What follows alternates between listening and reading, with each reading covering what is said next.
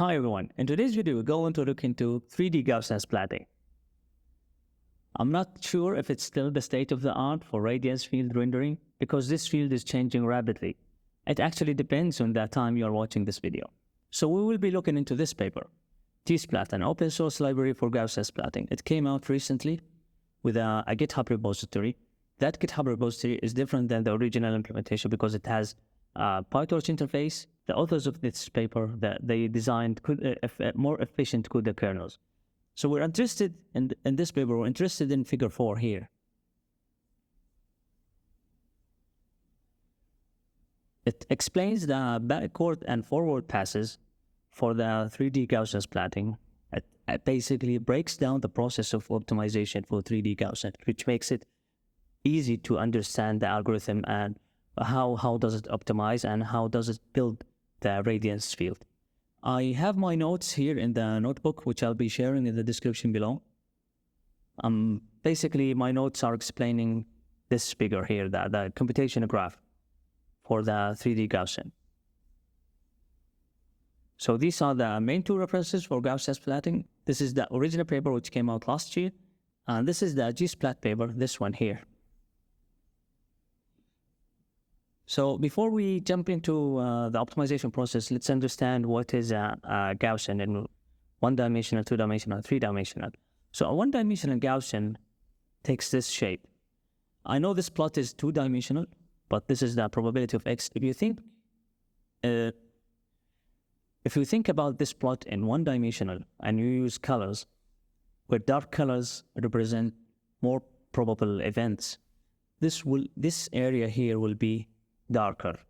So we will have 1D plot, that's just one dimension, but this area would be darker than other areas, indicating that this area is has more probable events. And in 2D Gaussian, this will be the dark area, which represents the probable events for x and y. A 3D Gaussian, I actually cannot draw a 3D Gaussian. I used an online tool to do that. So you can think about it as it's basically a 3D ellipsoid for three variables, x and y and z. So what's the input for 3D Gaussian splatting? The input is the structure from motion. The main algorithm in structure of motion is an algorithm called colab. And no matter what I do, I cannot install colab in Google Colab or on Jupyter, but they have a nice Windows interface where you can feed it the images taken from different angles for the same scene, and it will retain the sparse points and the camera positions. So the input to 3D Gaussian splatting is the structure from motion. There are some advances in structure from motion just to replace colmap, replace it with a neural net, but I just read the paper, but I haven't gone too deep into that paper. So you will take the camera's positions, the 3D sparse points, and the images, and you feed those to 3D Gaussian splatting. So given camera positions as sparsely scattered 3D points, I forget to mention that the images are also input to the Gaussian splatting. So you have 3D points, you have camera's positions, and you have the 2D images. We initialize 3D Gaussians centered at each one of these 3D points. So each one of these 3D points, the yellow points, the black points, each one will be a center for a Gaussian.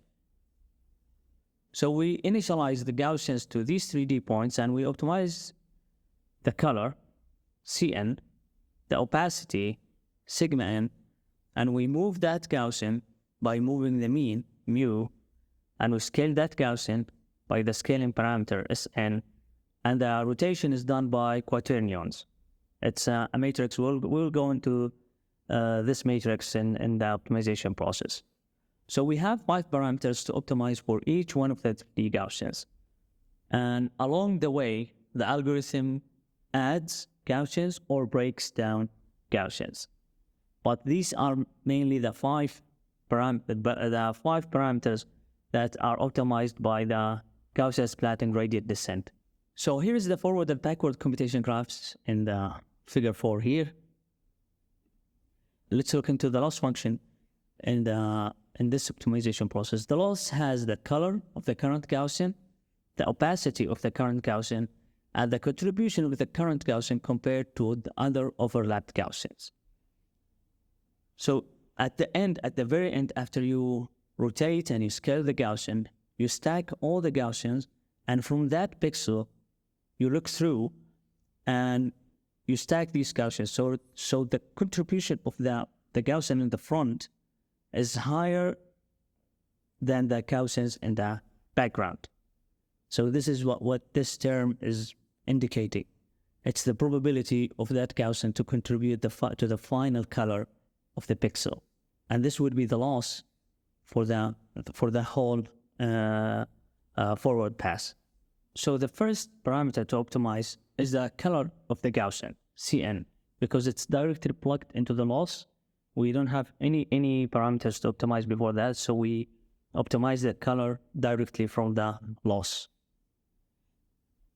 And the second parameter to optimize is the opacity. How transparent is that Gaussian. So to calculate the opacity, it's we have to calculate the alpha. Alpha is basically the opacity, sigma n, multiplied by g prime n. It's the 2D Gaussian projected into the image space. So alpha in the final loss is basically the formula for the Gaussian, the 2D Gaussian, multiplied by the opacity, the structure of the Gaussian, and by how transparent it is. So that sigma got plugged into a sigmoid function just to restrict it to be between 0 and 1 range. And we optimize the original sigma, and the normalized sigma will be plugged into alpha. Just like what they mentioned in the original splatting paper here. We use a sigmoid activation function for alpha to constrain it in the 0 to 1 range and to obtain smooth gradients. And they used exponential activation function to scale for the scale of the covariance. This will be we will see how to normalize the scale at the end of the optimization graph. So now we're optimizing for the Cn, the color of the Gaussian, directly from the loss. And we're taking alpha and break it down into a 2D Gaussian and opacity. Then we just optimize the original opacity before plugging it to the sigmoid function. The third parameter to optimize is optimizing the mean, where to place that Gaussian to match the 2D images. So after breaking alpha, we have g prime n, which is the 2D Gaussian projected into the image space. It's the formula for a regular Gaussian, a Gaussian 2D. And this sigma here is the covariance matrix projected into image space. But for the time being, let's focus on mu. Mu here, in computing the 2D Gaussian, g prime n, is basically the mu in image space. The original mean in 3D space got projected into the image space and plugged into the Gaussian formula to compute the 2D Gaussian. So we don't optimize the mu in the 2D space, we optimize mu in the original 3D space. We want to move that Gaussian in the 3D space before projecting it to the image. The last two parameters to optimize are scale and quaternions. But you might ask, why we don't just optimize the covariance matrix? It will be the color, the opacity, the mean, and the covariance matrix. They actually mentioned that exact same point in the paper. Here they say an obvious approach would be to directly optimize the covariance matrix sigma to obtain 3D Gaussians that represent the radius field. However, covariance matrices have physical meaning only when they are positive semi-definite. For our optimization of all our parameters, we use gradient descent that cannot be easily constrained to produce such valid matrices. And update steps and gradients can very easily create invalid covariance matrices. Now they have a trade-off, whether to use a gradient descent to optimize or they risk breaking down the covariance matrix, which it has to be in a very specific shape, which is positive semi-definite. As a result, we opted for more intuitively yet equivalently expressive representation for optimization. The covariance matrix sigma of a 3D Gaussian is analogous to describing the configuration of an ellipsoid. Given a scaling matrix S and rotation matrix R, we can find the corresponding sigma. Sigma equals R times S transpose times R transpose. So instead of optimizing the covariance matrix directly, they re-represent the covariance matrix using rotation as scaling. I wish they add a description why the covariance matrix has to be positive semi-definite. It has to be this shape, using gradient descent to break that. They explained that part clearly, but they haven't explained why the covariance matrix has to be positive semi-definite. There's a geometrical interpretation for that, on why the covariance matrix has to be positive semi-definite. So let's go to this book, chapter 4. The book is called Gaussian Processes for Machine Learning. Here they say an arbitrary function of input pairs x and x prime will not in general be a valid covariance function. They say to be a valid covariance function, it must be positive semi-definite. This is the 4.2 is the definition of positive semi-definite. It's called positive semi-definite if and only if its eigenvalues are non-negative. I found a simpler explanation in this post. This is the optimization process. So this is a positive semi-definite function. It has a minima on an axis, some axis. This is the positive definite. It has a minima on all axes. So this is the geometric representation that you cannot touch the covariance matrix of a Gaussian. It has to stay a positive semi-definite. That's why they could not optimize the Gaussian directly. They have to re-represent the Gaussian using the scaling and rotation matrices. And they optimize the scaling and rotation matrices instead of tweaking or changing the covariance matrix directly. So this is the reason why they didn't optimize the covariance matrix directly, because the covariance matrix has to stay on a specific shape, which is a positive semi-definite, and optimizing that would break this constraint.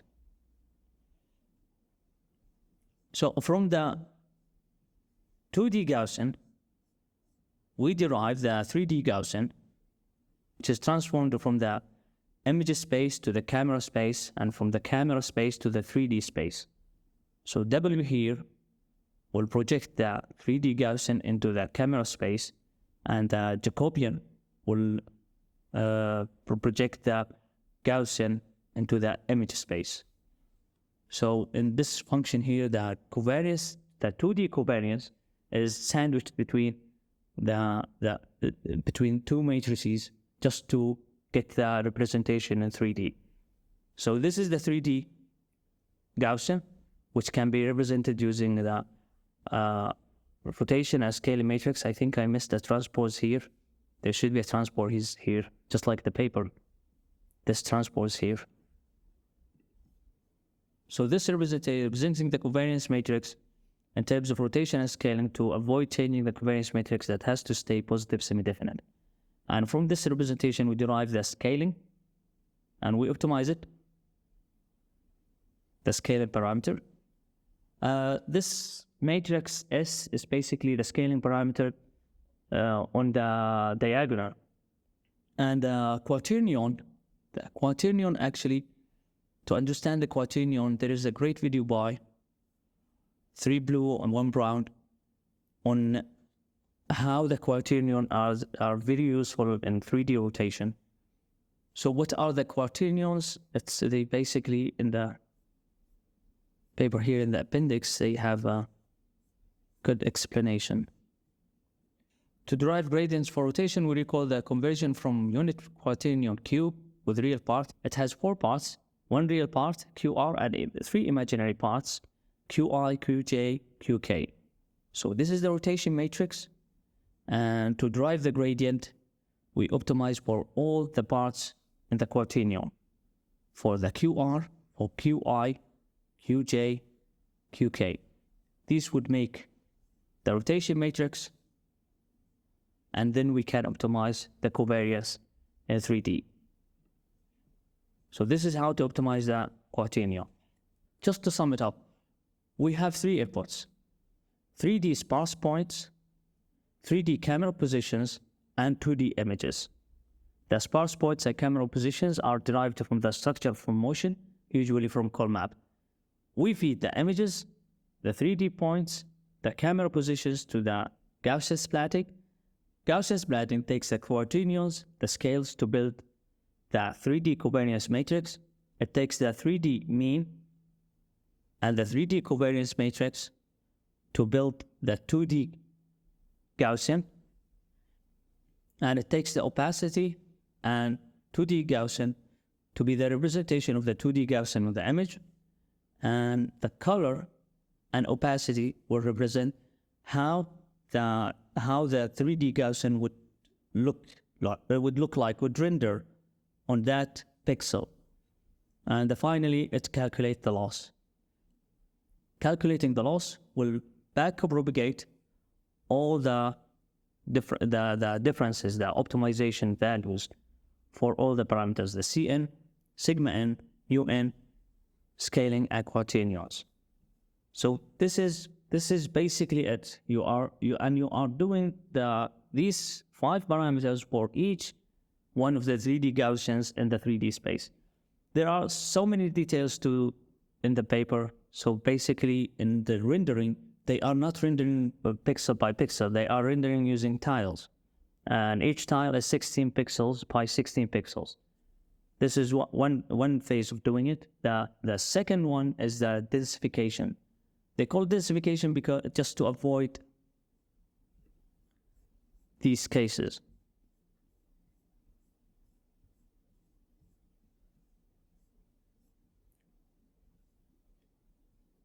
So the densification scheme is triggered on basically after the number of iterations, just to either split Gaussians or merge Gaussians. Let's look into the computing the loss and the back propagation in the gsplat GitHub repository. So if you go to gsplat GitHub repository and go to examples, there's a file called simple trainer, and inside simple trainer there's a class runner, which takes the dataset, the 3D points and the camera positions, and calls this function, create splats with optimizers.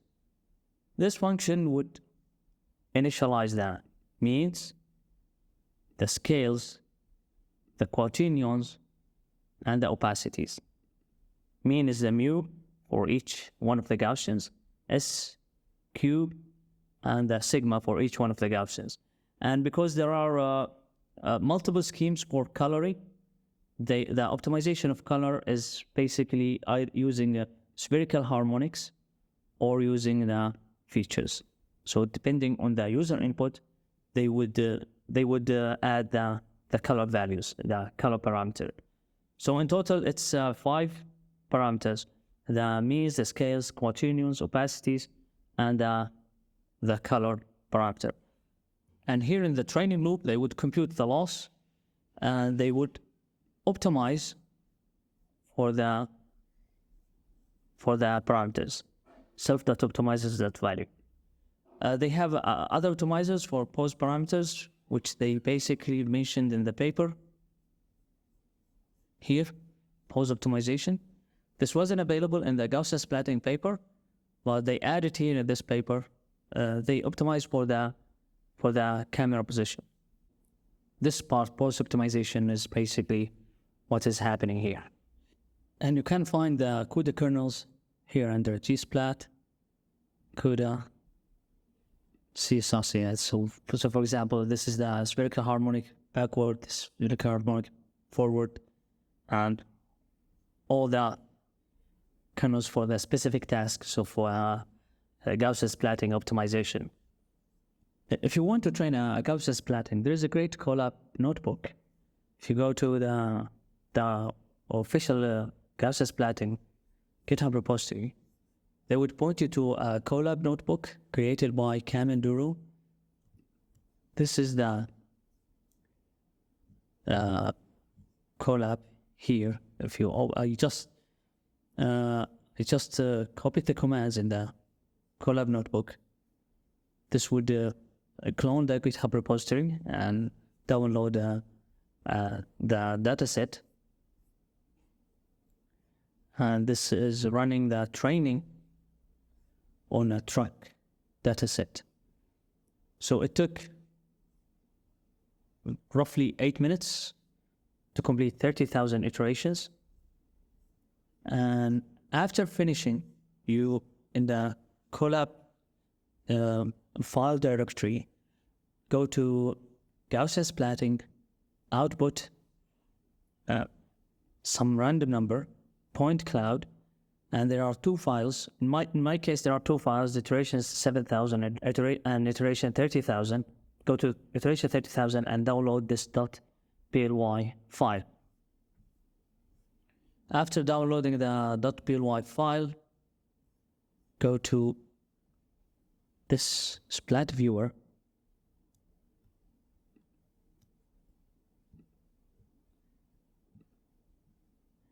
animator15.com. This is what you will usually find, but in my case, it's a truck. I have to drag and drop the .ply file into this window. So this is the ply file. You just need to drag it and drop it into this page, and you can move around with your mouse.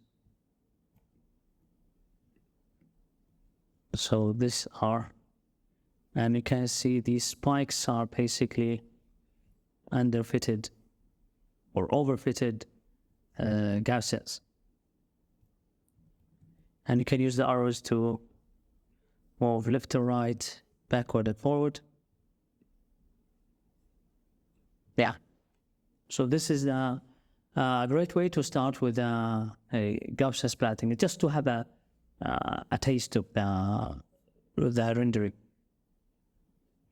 That's it for today's video. If you find this video helpful, please like and subscribe. By the way, you can find a link to the notebook I'm working on in the description below. Thanks for watching. Bye.